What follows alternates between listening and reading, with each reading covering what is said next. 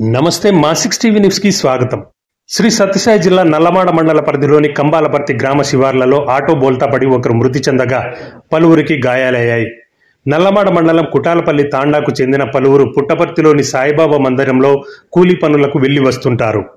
సోమవారం ఉదయం కుటాలపల్లికి చెందిన నరేంద్రరెడ్డి ఆటోలో బయలుదేరారు. కంబాలపర్తి సమీపంలో బ్రిడ్జి వద్ద ఆటో బోల్తాపడి ముత్యాలమ్మ అనే మహిళ అక్కడికక్కడే మృతి చెందింది. ఆటోలో ప్రయాణిస్తున్న మంగమ్మ, రామచంద్ర నాయక్, శివమ్మ, మహేష్లకు గాయాలయ్యాయి.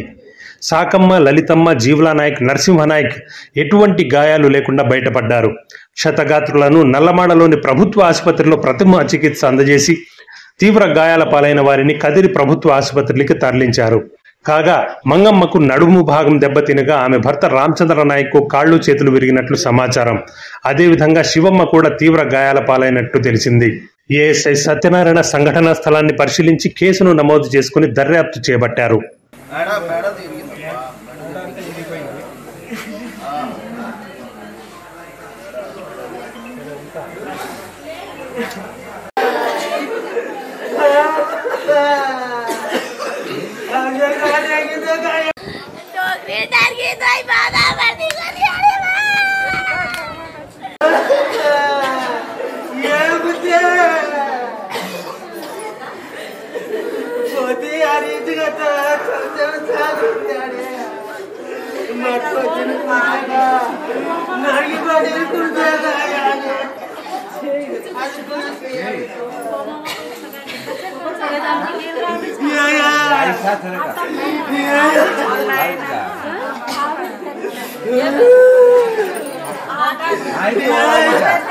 Ay,